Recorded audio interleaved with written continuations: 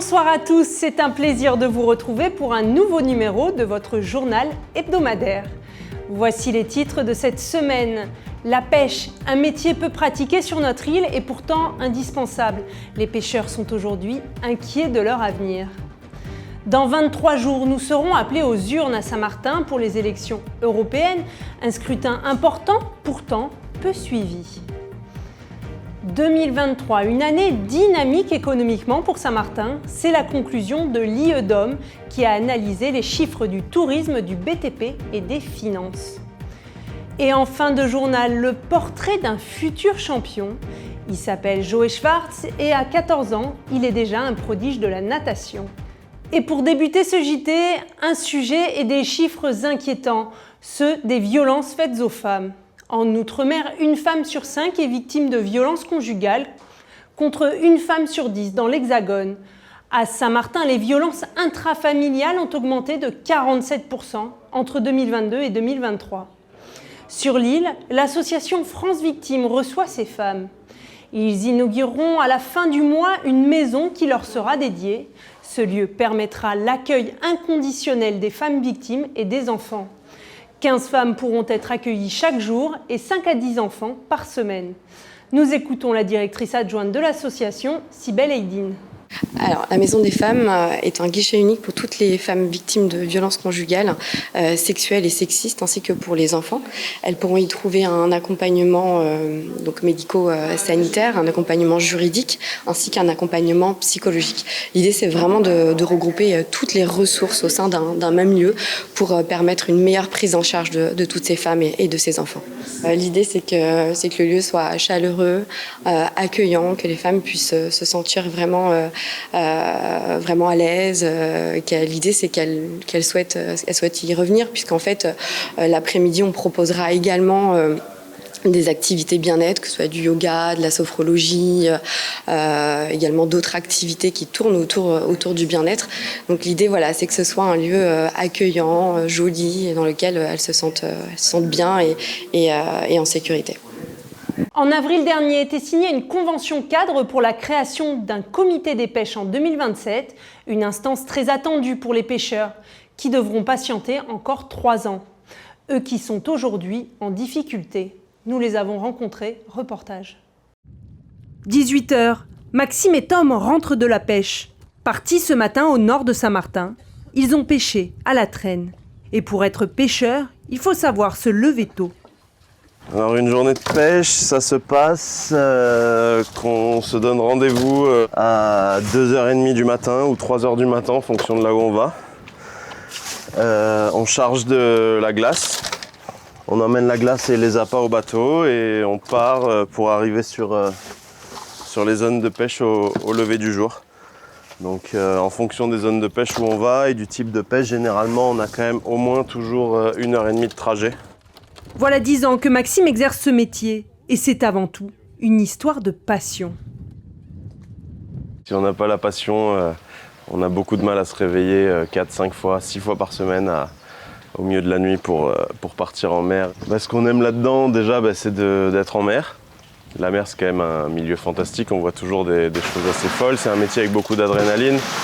Parce que c'est un peu la surprise, on ne sait jamais ce qu'on va ramener. Et après, c'est aussi le plaisir des beaux produits, d'avoir envie d'apporter du poisson frais un peu à la population de Saint-Martin, aux touristes, partager un peu les produits de la mer au mieux qu'on peut avec les gens.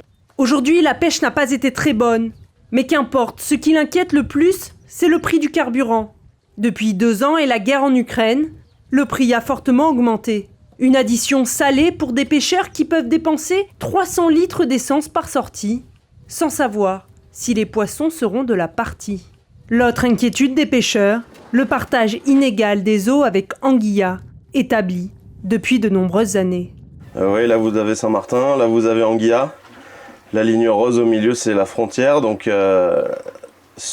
entre les deux îles, elle est partagée au milieu. Mais plus on va vers l'est, plus on voit que la frontière a été coupée et tourne doucement pour revenir chez nous. Donc en fait, quand on dézoome, on voit que toute la partie nord leur appartient et que nous, notre partie est coupée là. Donc toute la partie intéressante pour la pêche des hauts fonds est dans leur territoire.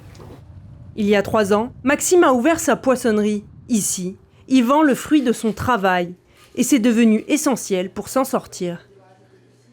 Je pense que maintenant, vraiment faire de la transformation pour vendre aux particuliers des produits à un prix un petit peu supérieur que ce qu'on pourrait vendre aux professionnels, c'est vraiment important et je pense que c'est la clé pour essayer de s'en sortir en tant que marin-pêcheur à Saint-Martin, c'est vraiment la continuité du chemin. Et puis en plus, c'est un plaisir de proposer ces produits-là à nos clients. Un métier peu attractif. Pourtant, une nouvelle génération est en train d'être formée. Ce matin, 2 stagiaires participent à la vente de leur pêche.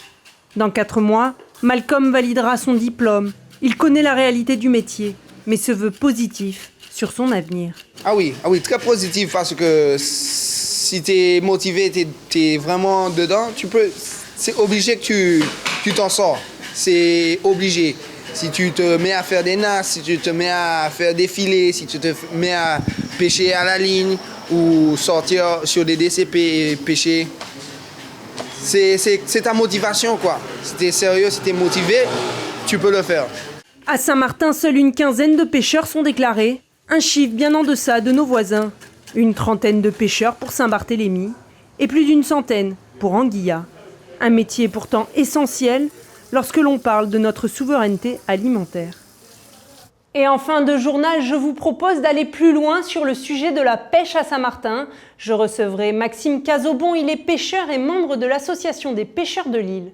Mardi 13 mai devait avoir lieu la vente aux enchères de 3 parcelles se situant en haut de Quartier d'Orléans et appartenant à la succession Beaupertuis.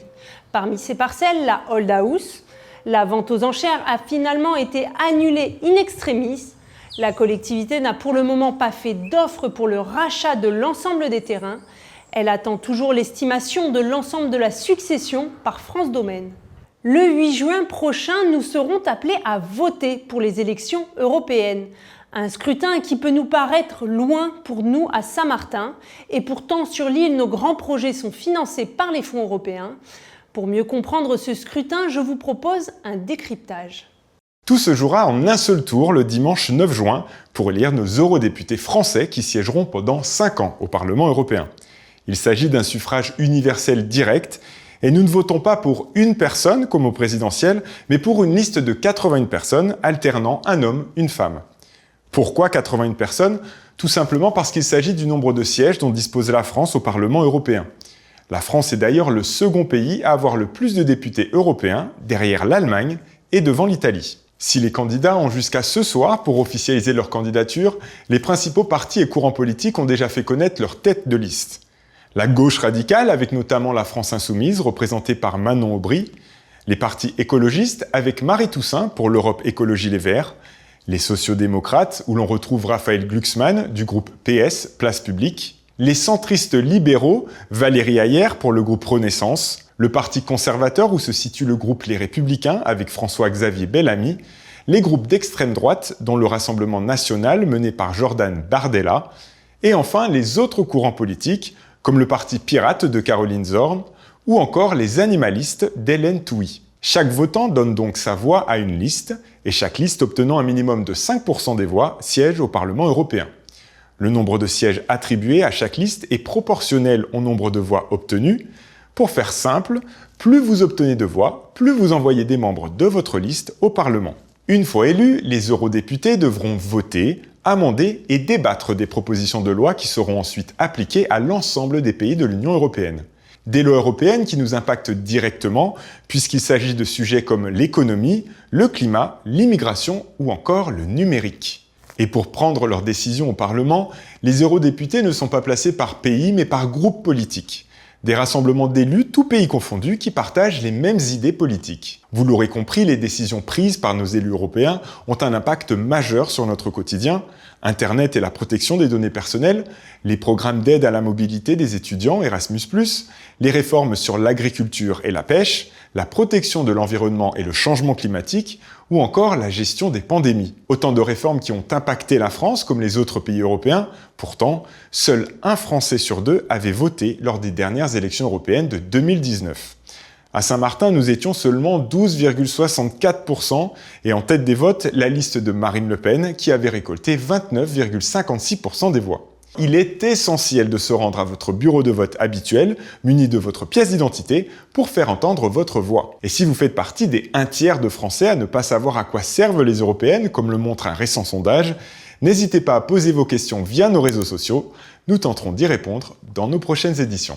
Pendant 12 jours, Saint-Martin était représenté à la Foire de Paris, un événement qui rassemble plus de 400 000 visiteurs et 1300 exposants. La CCISM avait fait un appel aux entreprises du territoire souhaitant y participer. 6 d'entre elles ont répondu présentes. Un événement pour mettre en avant le territoire et les savoir-faire. Luciana Raspail, responsable administrative à la CCISM, était du voyage. On l'écoute. Donc nous tirons un bilan très positif de ce déplacement, de par bien entendu les premiers feedbacks à chaud de nos entreprises qui ont été très très satisfaits de leur présence, de leur participation à la foire, mais également des retombées économiques que ça a pu susciter pour eux de leur présence.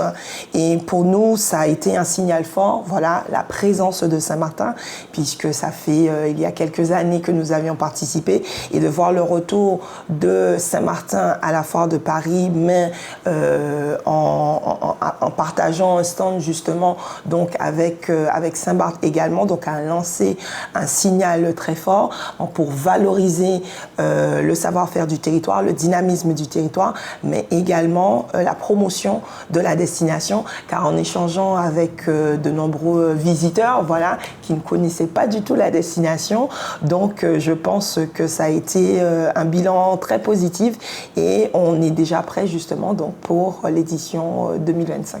Cette semaine, l'IEDOM était à Saint-Martin pour livrer un bilan économique de l'année 2023 et la tendance pour 2024.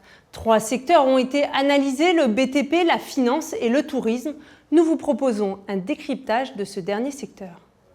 Bilan positif pour l'économie de Saint-Martin. Chaque année, l'IEDOM, présent dans plusieurs outre-mer, analyse l'activité économique. Après des années difficiles liées à l'ouragan Irma puis au Covid, Saint-Martin connaît un dynamisme. Un constat bien différent des autres outre-mer. Saint-Martin se distingue effectivement des autres géographies ultramarines par un dynamisme qui tranche avec un sentiment assez mitigé dans le reste de l'outre-mer. Guadeloupe, par exemple, qu'on vient d'analyser, on est dans un environnement, effectivement, après une forte reprise en 2022, on est plutôt en phase de stagnation, alors qu'à Saint-Martin, on est encore, après la période de reprise après la Covid, eh bien, on est encore en forte augmentation, une reprise encore qui se poursuit.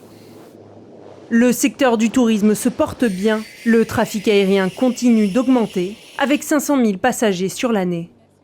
Ce que l'on peut dire aussi, c'est qu'en fait, l'aéroport de Grand-Case, côté français, a été le plus résilient, puisqu'on est toujours resté à peu près autour de 100 000 passagers, sauf pendant la période Covid, où là, on était plus autour de 50 000. En revanche, Juliana a plus perdu de passagers, remonte bien, mais encore loin de ses chiffres d'avant-crise.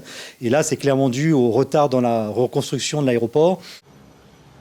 Les 2 premiers mois de 2024 sont quant à eux très bons à Juliana, puisqu'ils progressent de 15% par rapport à l'année précédente. Côté français, on observe un recul de 3% du nombre de passagers.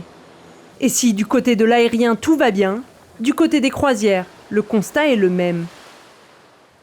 Alors côté croisière, donc côté français, c'est très marginal.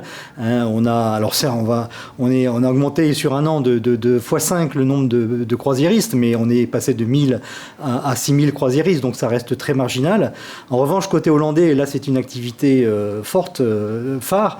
Là on est en 2023, on a eu plus d'1 300 000 passagers qui ont débarqué à Sint-Maarten. C'est en forte progression sur un an, très forte progression. Il ne faut pas oublier que pendant la crise Covid, c'était quasiment à l'arrêt. Donc on a une très forte augmentation donc à 1 300 000, mais on est encore assez loin, même très loin des records d'il y a 10 ans. En 2014, il faut se souvenir que Sint-Maarten avait accueilli plus de 2 millions de croisiéristes. Le trafic maritime inter-îles a lui aussi été analysé. Suspendu pendant 2 ans, les navettes avec Anguilla ont repris en 2022. Le trafic a augmenté progressivement pour atteindre 76% de celui d'avant les crises. Pour ce qui est du trafic avec Saint-Barthélemy, Les chiffres sont très bons, puisqu'il a augmenté de 16% par rapport à avant Irma.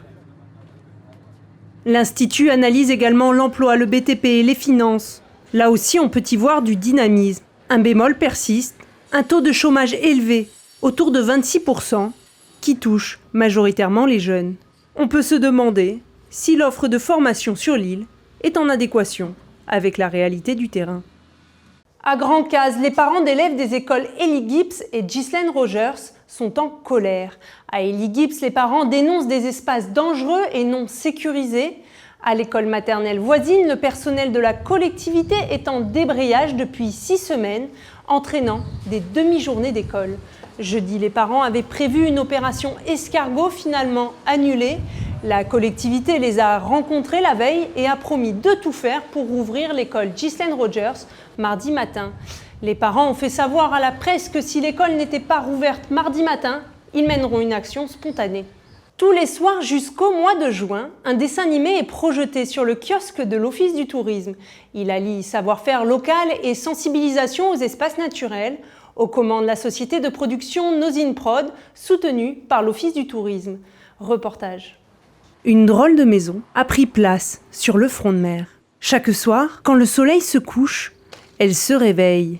Le rideau tombe, le projecteur s'allume, le public s'installe. L'histoire est prête à être racontée. L'un des habitants de cette maison perchée, c'est Esteban. Lui et son équipe ont écrit l'histoire, il l'a ensuite animée. Un processus de plusieurs mois pour en arriver à ce résultat. On a créé de A à Z le dessin animé et ça nous a pris, facile 3 à 4 mois si on devait faire que ça, parce que bien sûr on ne fait pas que ça. Et il a fallu avoir peut-être 1 à 2 semaines pour réfléchir à l'histoire, comment organiser ça. Après, faut donner l'histoire au graphiste, lui expliquer comment faire les dessins, créer un storyboard. Et après, presque toute cette partie-là, il faut enregistrer la voix. Et après, la partie animation qui est assez relativement longue parce que il faut tout animer, faire bouger les coquilles qui tombent, faire bouger le Bernard l'ermite qui marche, faire bouger sa bouche aussi. Donc ça fait pas mal d'étapes. Derrière ce dessin animé, d'autres artistes locaux. Le graphiste Espa qui a réalisé les illustrations et Patou de Youth Radio qui a prêté sa voix à Bernard, le Bernard l'ermite. Un dessin animé à la fois ludique et éducatif. C'est un truc qu'il ne faut pas ramasser des coquillages. C'est bien pédagogique pour les enfants.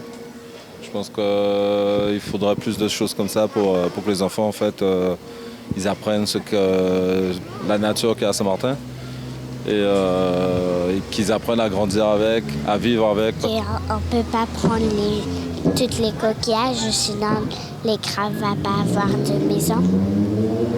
Lightson est un projet soutenu par l'Office du tourisme. C'est la 2e année qu'il anime le kiosque. Le projet Lightson, il existe depuis déjà plusieurs années. On a fait une première édition il y a de cela facile 2 ans, où c'était sur des personnages emblématiques de l'abolition de l'esclavage et de la période de l'esclavage. On a voulu travailler cette année sur quelque chose de vraiment différent. Du coup, on s'est axé beaucoup plus sur la faune et la flore de Saint-Martin. Et on a choisi 2 animaux emblématiques qu'on peut retrouver assez facilement à Saint-Martin, un Bernard l'ermite et un poisson perroquet. Dès ce week-end, Bernard laissera place à Chatin, un poisson perroquet. Espèce emblématique et protégée de l'île, il vous embarquera dans ses aventures. Retenez bien son nom, Joey Schwartz. À seulement 14 ans, il est un espoir prometteur dans la natation. En juillet prochain, on le retrouvera au championnat de France en piscine, puis en eau libre. Nous avons rencontré ce jeune Saint-Martinois. Reportage. Depuis ses 8 ans, Joey nage à la piscine de Colbet. Un sport qu'il n'a pas choisi au hasard. C'était le sport où je me sentais le mieux, au fond de moi et aussi en dehors de moi. Et plein de plaisir et aimer la course. C'est la principale cause pourquoi j'ai choisi le sport natation. Au quotidien, Joey jongle entre sa scolarité et ses entraînements 2 fois par jour. Un rythme essentiel pour participer à des compétitions. Les compétitions les plus grosses que j'ai faites, c'est les Carifta, donc entre guillemets les Jeux Olympiques de la Caraïbe. Il n'y a pas que en natation, il y a aussi en athlétisme, dans d'autres sports. Mais ça fait maintenant 3 ans, j'ai fait 3 ans d'affilée là-bas. Pendant ces 3 années, j'ai réussi à récupérer 11 médailles. Sa mère, un soutien depuis ses débuts. Cet été, elle quittera Lille pour suivre son fils. Je le soutiens dans la natation puisque en fait, depuis qu'il a commencé, il est à fond. Il arrivait à la piscine quand il était petit, il jetait le sac sur le banc, il courait, il faisait une bombe, c'était vraiment son truc. Et même si les doses ont augmenté d'entraînement le matin, après le soir, il est tout le temps réveillé à l'heure, c'est plutôt lui qui vient me chercher si je ne suis pas prête. Donc il est à fond et en tant que maman, pas trop le choix en fait, on y va quoi. J'espère en faire un métier. Mon objectif, c'est de finir nageur professionnel. Au moins faire des Jeux Olympiques, des championnats du monde, des championnats d'Europe, être en équipe de France élite et non junior. Difficile pour Joey de continuer sa carrière professionnelle à Saint-Martin. En juillet, il s'envolera pour la France hexagonale pour poursuivre son aventure. On quitte la piscine pour les terrains de football. Notre sélection s'envole ce samedi pour la Corse. Ils participeront à la Corsica Cup, une occasion unique pour nos joueurs de se mesurer à des équipes de haut niveau. Nous écoutons le président de la Ligue de Saint-Martin. Ce voyage en Corse, c'est vraiment une préparation pour notre représentation en Ligue B dans la Nation League de cette année. Donc, nous allons partir en Corse avec nos équipes seniors, avec des joueurs locaux et des joueurs qui jouent déjà en métropole. Connaissant le coach, je suis très confiant que cette équipe peut faire de très bonnes choses en Corse. Il faut savoir qu'il y aura des joueurs de Ligue 1, de Ligue 2 et de Série A, de Série B qui vont participer à ce tournoi aussi. Donc, on va vraiment montrer notre valeur par rapport aux meilleurs joueurs du monde, à quelques meilleurs joueurs du monde. On va vraiment montrer ce que peut faire le football de Saint-Martin. Notre journal touche à sa fin. Merci de nous avoir suivis. Vous pouvez retrouver cette édition dès demain sur notre site yotv.fr. Restez avec nous car tout de suite, c'est l'entretien de la semaine. Aujourd'hui, j'ai le plaisir de recevoir Maxime Cazobon, pêcheur et membre de l'Association des pêcheurs de Saint-Martin. Avec lui, nous allons revenir sur les défis de son métier. Merci encore pour votre fidélité. Je vous donne rendez-vous la semaine prochaine sur YoTV. Passez un excellent week-end.